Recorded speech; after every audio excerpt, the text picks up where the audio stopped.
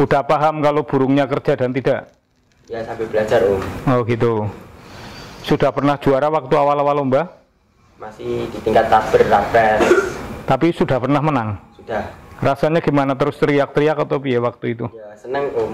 Oh gitu Bisa ya. merawat burung dari nol sampai bisa juara. Sama ibu boleh? Boleh merawat. Oh gitu.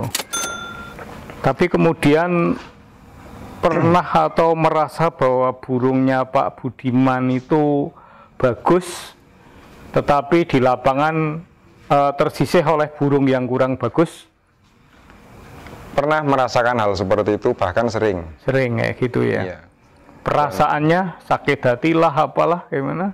Tentu perasaannya selain sakit hati, sedih ya, karena sudah merawat sedemikian rupa, sudah kita berikan perawatan yang terbaik di rumah, kita sudah memakan waktu bukan hanya sehari dua hari, bahkan bertahun-tahun yang tadi saya sampaikan.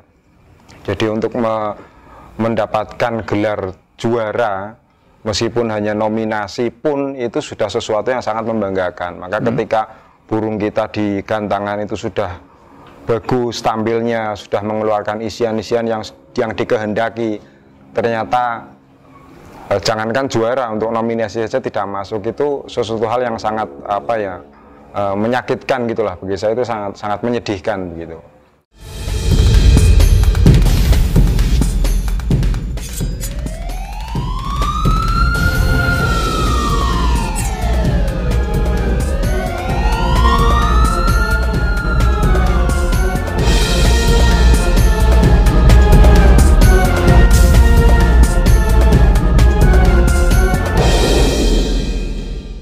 Assalamualaikum warahmatullahi wabarakatuh. Saya ketemu dengan adik Rian Berlian. Masih kecil tapi pengalamannya panjang. Dan yang kedua dengan Pak Budiman. Mas Rian ini dari Karanganyar Solo Raya. Pak Budiman ini dari Semarang. Saya mau mengawali obrolan dari pengalaman mereka berdua, mulai dari sebagai peserta lomba burung dengan segala suka dukanya, kemudian berlanjut ketika mereka kemudian mencoba menggelar lomba dengan segala tantangannya juga. Mungkin saya akan mulai dengan Pak Budiman dulu. Mungkin bisa cerita bagaimana awalnya suka burung dan memulai lomba, mungkin kapan dan di mananya. Oke, terima kasih. Assalamualaikum warahmatullahi wabarakatuh. Buat sahabat Kicau Mania semua. Jadi pengalaman saya mengenal burung itu sebenarnya sudah sejak kecil, Pak. Sejak kecil mengenal burung, kemudian mulai tertarik dengan dunia lomba itu sekitar 2010. Jadi 2010 saya sudah mulai istilahnya menggantangkan burung itu, meskipun hanya di tingkat latber, latpres atau kap-kap kecil lah. Itu mulai 2010. Tapi pada saat itu memang belum belum ada nama untuk mengisi alamat di piagam burung saya yang ketika masuk menjadi juara itu. Karena belum juara atau gimana? Belum. Sudah ada juara tapi belum menemukan identitas. Ini gitu. Mau saya kasih alamat apa ini, saya belum punya ide pada saat itu. Kalau Mas Rian gimana? Itu kapan mulai? Saya awal merawat burung itu dari umur 9 tahun ya. 9 tahun berarti SD? Kelas 2 SD. Kelas seluruh? Kelas 2? Kelas 2.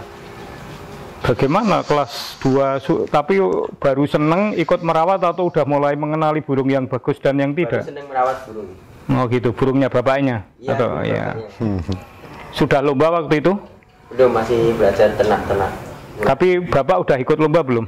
Belum juga ya? Belum juga. Terus berapa tahun kemudian mulai datang ke lomba? Mulai datang ke lomba umur 10 tahun. 10 tahun berarti 1 tahun kemudian? Iya, 1 tahun kemudian. Di sekitar Karanganyar, Solo atau udah keluar kota? Baru Karanganyar, Solo gitu. Baru tingkat berlapres. Kamu ikut merawat burungnya? Ikut merawat pelan-pelan, merawat. Ikut gantang, ikut teriak atau gimana?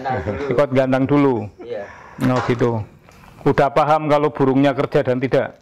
Ya sampai belajar Om. Oh gitu. Sudah pernah juara waktu awal-awal lomba? Masih di tingkat tabel. Tapi sudah pernah menang? Sudah. Rasanya gimana, terus teriak-teriak atau piye waktu itu? Ya seneng Om. Oh gitu Bisa ya. merawat burung dari nol sampai bisa juara. Sama ibu boleh? Boleh. Oh gitu. Terus sampai kemudian lombanya ke luar kota itu mulai kapan? SMP atau kapan ikut lomba keluar kota? Mulai SMP. SMP ya udah. Sudah paham ya maksudnya membedakan burung yang layak juara dan enggak? Sudah. Oh gitu.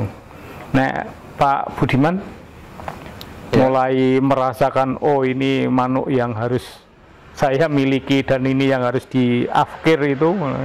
Oh, feeling itu setelah 3 tahun ikut lomba, karena lomba saat pertama kan pasti banyak kegagalan ya. Di rumah burung sudah bagus, sudah bunyi, tapi ternyata dibawa ke kandangan hanya lihat temennya bunyi atau hanya diem gitu. Jadi di situ saya berpikir bagaimana caranya supaya burung ini bunyi di rumah juga bisa bunyi di kandangan gitu. Makanya mulai cari burung yang bagus gitu.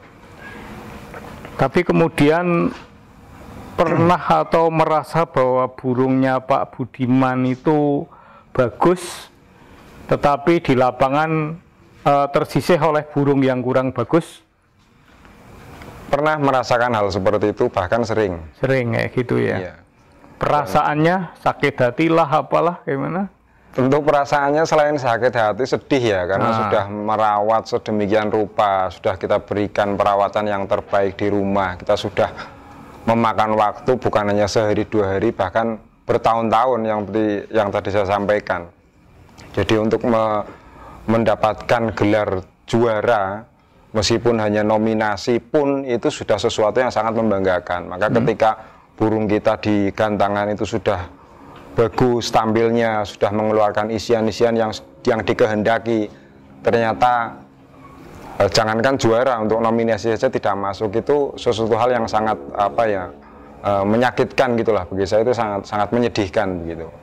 Ada nggak situasi seperti itu ketika burung tidak juara tapi ada orang yang kemudian menanyakan, Pak Budiman burungnya mau dijual enggak, kira-kira seperti itu? Sudah sering, bahkan nggak masuk nominasi tapi ada beberapa orang yang mungkin menganggap itu bagus sehingga tanya burungnya mau dijual atau tidak. Tapi karena saya dasarnya itu cinta, jadi nggak langsung saya iyakan saja, tapi saya harus berusaha merawat lagi supaya betul-betul burung ini bisa tampil lebih baik, dan yang penting itu konsisten. Oke.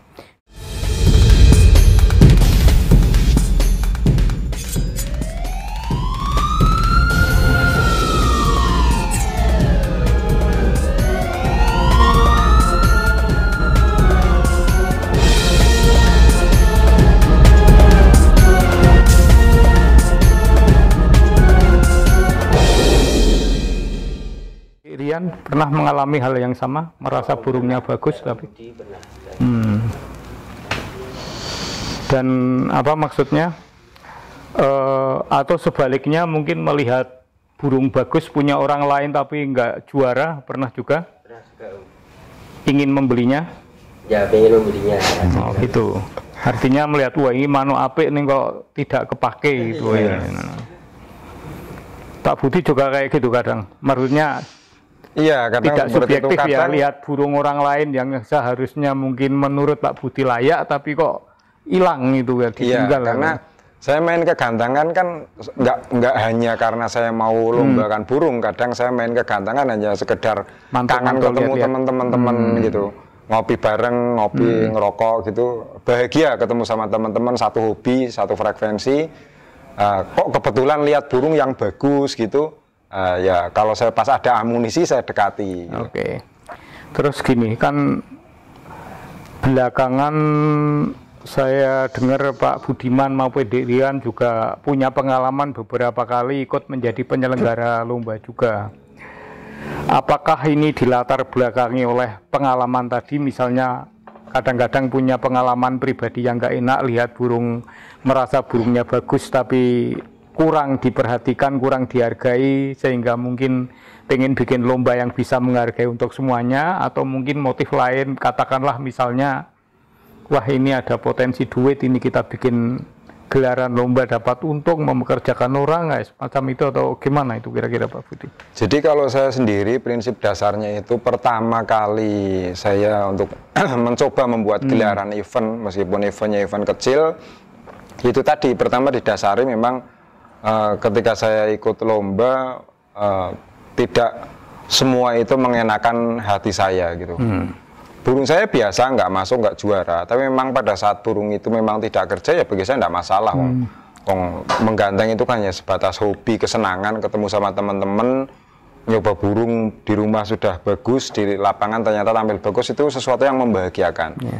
Sehingga dari pengalaman seperti itu, saya ingin mencoba membuat event sendiri agar sahabat-sahabat Kicau Mania ini tidak merasakan hal yang sama dengan yang saya rasakan, dalam tanda kutip hal yang tidak mengenakan atau menyedihkan hati. Sehingga saya bertekad saya akan membuat sebuah event dengan pola yang independen. Artinya saya memang memilih juri-juri tertentu yang menurut saya juri-juri itu punya integritas, punya dedikasi, dan memang mau diajak berkomitmen dengan ideologi saya yang ingin betul-betul menyajikan bahwa burung yang layak untuk menjadi prestasi adalah burung yang pada saat itu memang tampilnya bagus, Om. Karena gini, berdasarkan pengalaman juga, saya juga punya burung yang langganan juara burung saya. Tetapi itu pun tidak menjadi sebuah jaminan ketika saya lomba burung itu juga juara. Jadi burung itu kan makhluk hidup ya, dia juga punya perasaan, punya mood. Kadang tampilnya kurang bagus, kadang sudah baik, ada yang lebih baik lagi. Kadang seperti itu. Jadi saya kepengen event yang saya buat dengan Mas Rian nantinya ke depan betul-betul yang menjadi juara atau kontestan pada event itu memang burung yang bekerja pada saat itu dengan baik dan memang dianggap layak.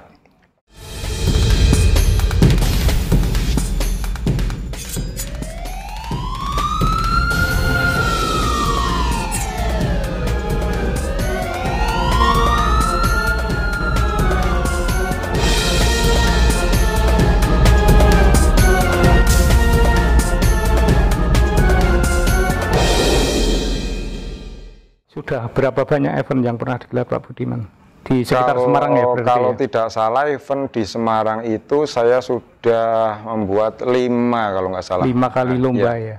Oke, pertanyaan saya, dari gelaran yang pertama sampai yang terakhir, ada nggak godaan-godaan dari peserta yang mungkin ingin menang, mungkin menang kadang-kadang kan hadiah tidak saya ambil misalnya, atau bahkan saya transfer di depan bila perlu, yang penting juara lah, ini burung maru transaksi dan sebagainya.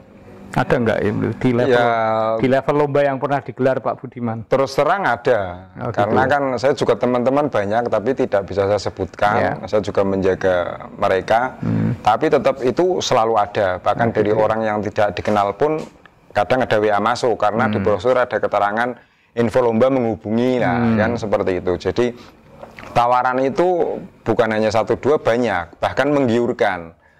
Tapi kembali lagi, dasar prinsip saya mengadakan event itu justru karena yang mendasari adalah perasaan saya agar sahabat Kicau Mania itu tidak merasakan rasa sakit hati yang saya rasakan. Kalau saya menerima tawaran-tawaran itu atau saya mau mengakomodir kepentingan mereka, artinya sama saja saya dengan